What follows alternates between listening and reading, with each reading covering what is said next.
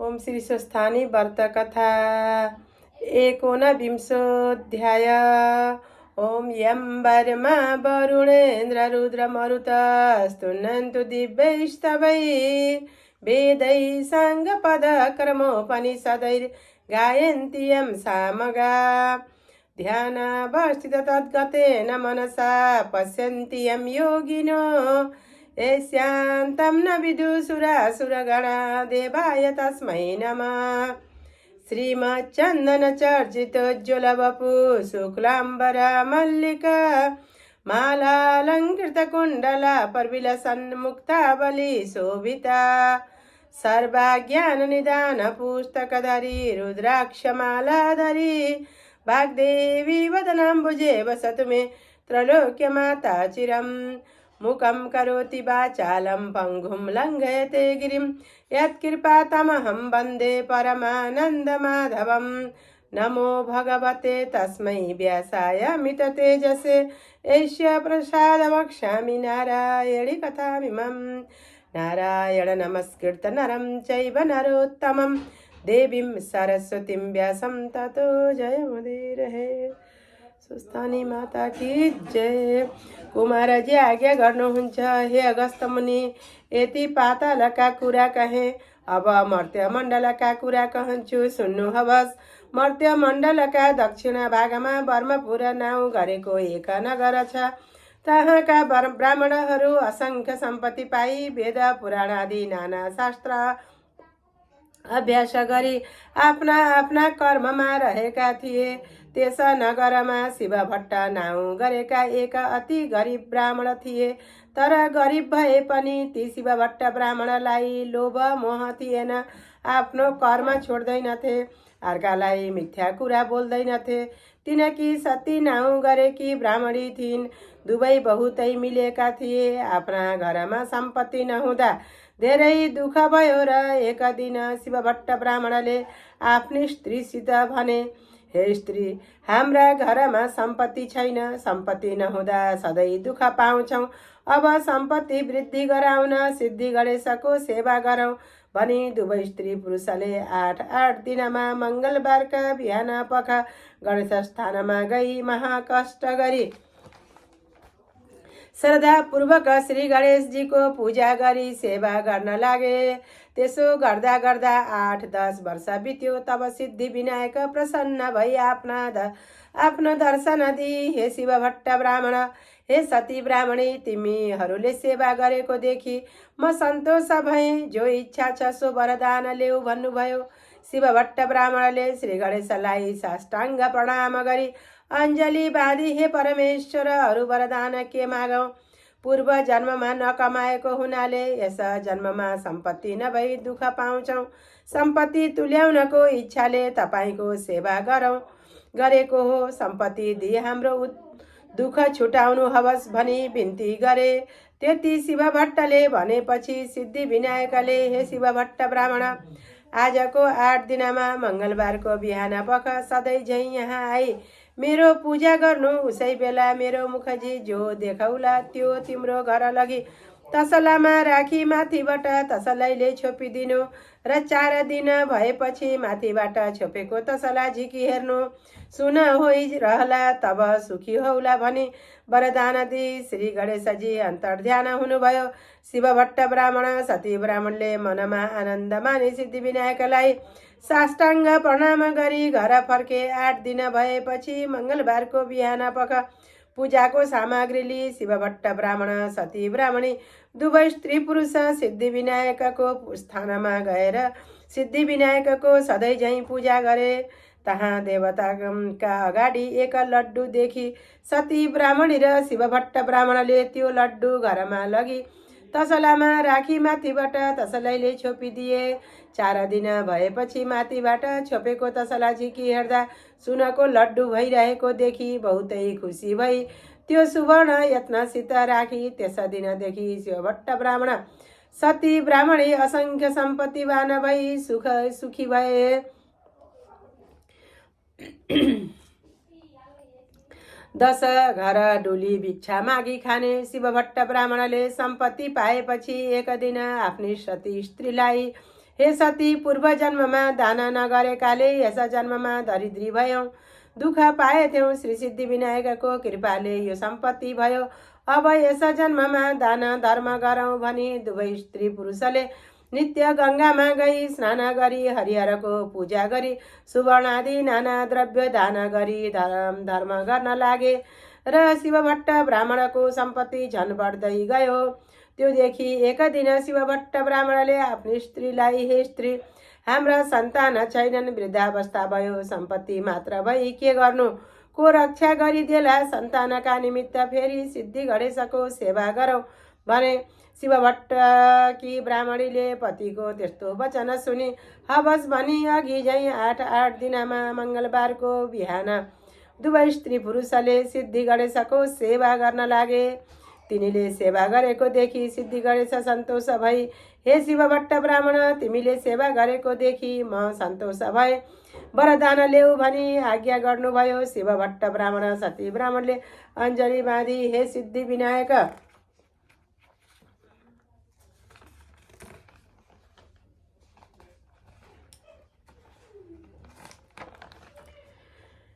हे सिद्धि विनायक गणेशजी, तपाईँले कृपा गर्नाले सम्पत्ति पायौँ, तर सन्तान छैन, त्यो सम्पत्तिको रक्षा गरिदेला, सन्तान पाऊँ भनी बिन्ती गरे।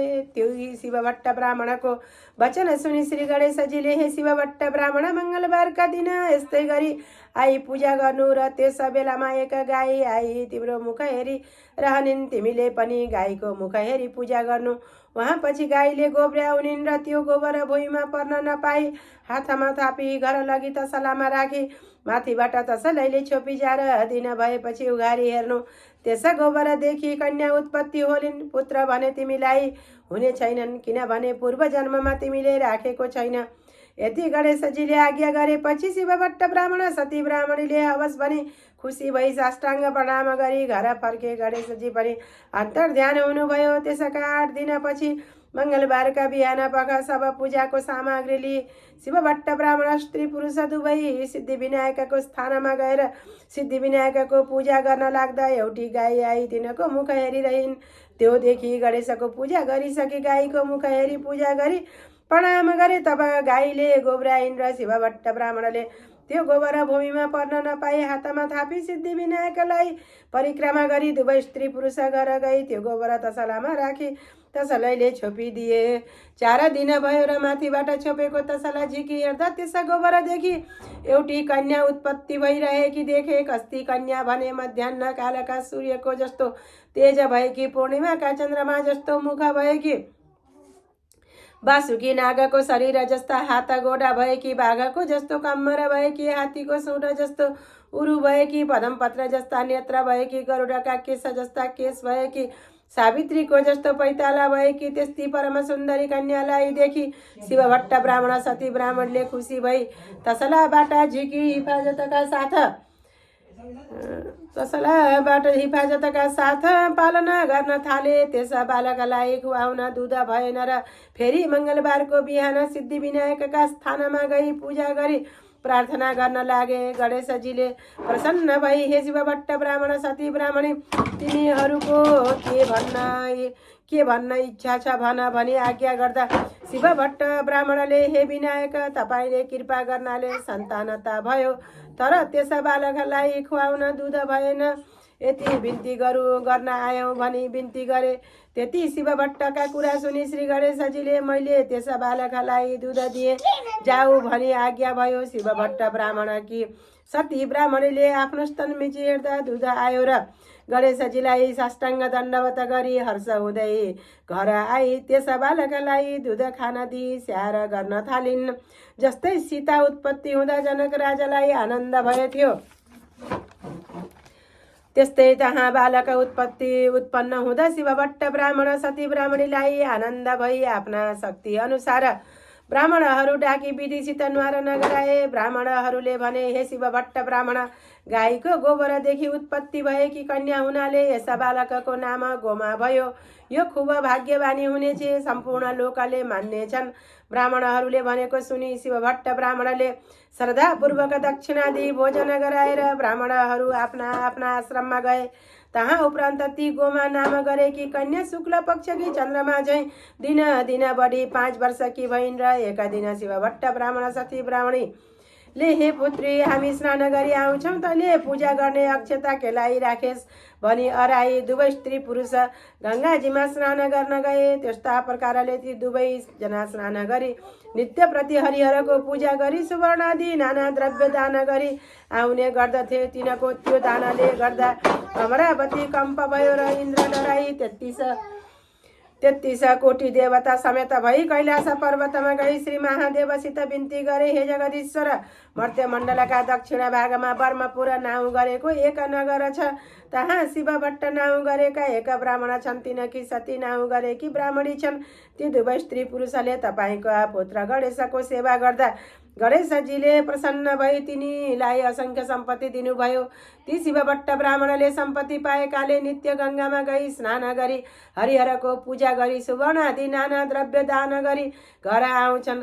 तिनीहरूको दान धर्मले गर्दा अमरावती कम्प भयो। हे करुणामय, ती शिव भट्ट ब्राह्मणले सम्पत्ति पाएपछि सन्तान भएनन् र फेरि गणेशजीको सेवा गर्दा गणेशजीले सम्पूर्ण लक्षणले युक्त भएकी महातेजवती परम सुन्दरी एक पुत्री पनि दिनुभयो। हे परम ब्रह्म, अब हाम्रो रक्षा गर्नुहोस्। तपाईँले रक्षा नगरे हामी अमरावतीदेखि पतित हुन्छौँ।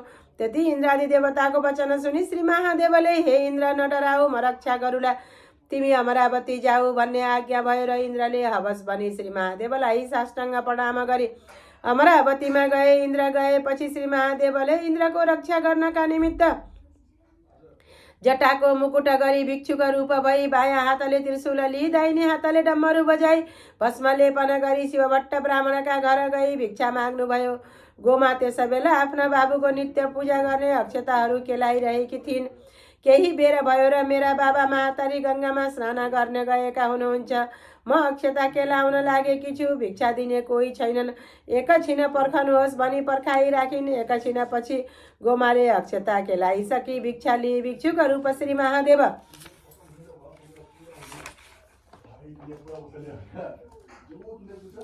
Pass I. हे भिक्षुक, मेरा माता पिता घरमा हुनुहुन्न, म अक्षता केलाउन लागेकी थिएँ, विलम्ब हुन गयो, दुःख नमान, भिक्षा ल्याऊ भनिन्।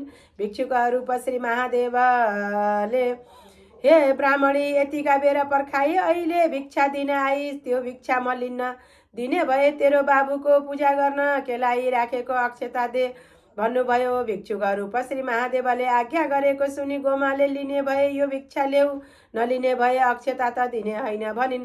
भिक्षुक रूप श्री महादेवले, हे पापिष्ट ब्राह्मणी, तैँले अहङ्कारले मलाई भिक्षा दिइनस्, तँलाई श्राप दिन्छु। त 7 वर्षकी हुँदा तेरो 70 वर्षका बुढासित विवाह होस्। तेरा बाबा महातारीले महाकष्ट गरी सिद्धि गणेशको सेवा गरी पाएको सम्पत्तिको नाश होस्, तँलाई नाना तरहको दुःख होस्, फेरि तेरा बाबा महातारी चाँडै मरिजाउन्। यति 4 थोक श्राप दिए भनी भिक्षुक रूप शिवजी त्यो भिक्षा नली बाहिर आई। तहाँबाट अन्तर्ध्यान भई कैलाश पर्वतमा जानुभयो। इति श्री कन्दस्प्राणे केदार खण्डे माघ महात्म्य कुमार अगस्त संवादे श्री स्वस्थानी परमेश्वरी व्रत कथा 19विंशोऽध्याय। ओम उपनयतु मंगलम्ब सकल जगन मंगलालय श्रीमान दिनकर किरण निबोधित नव नलिन दल निवेक्षण कृष्ण काले प्रसतु प्रजन्य पृथिवी सस्यशालिनी देशोय शोभ्यरहितो ब्राह्मणा सन्तु निर्भया अपुत्र पुत्रिण सन्तु पौत्रिण सन्तु पौत्रिण अधना सदना सन्तु जीवन्तु शरदां शतम्।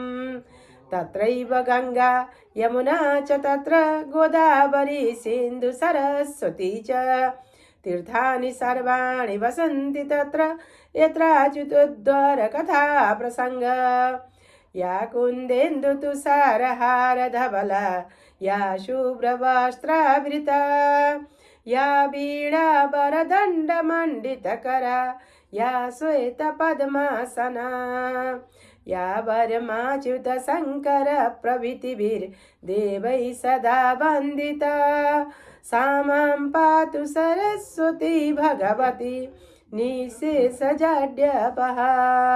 कायेन वाचा मनसेन्द्रियर्वा बुद्ध्यात्मना वा प्रकृतिर्स्वभावात् करोमि यत् यत् सकलं परस्मै नारायणायेति समर्पयामि।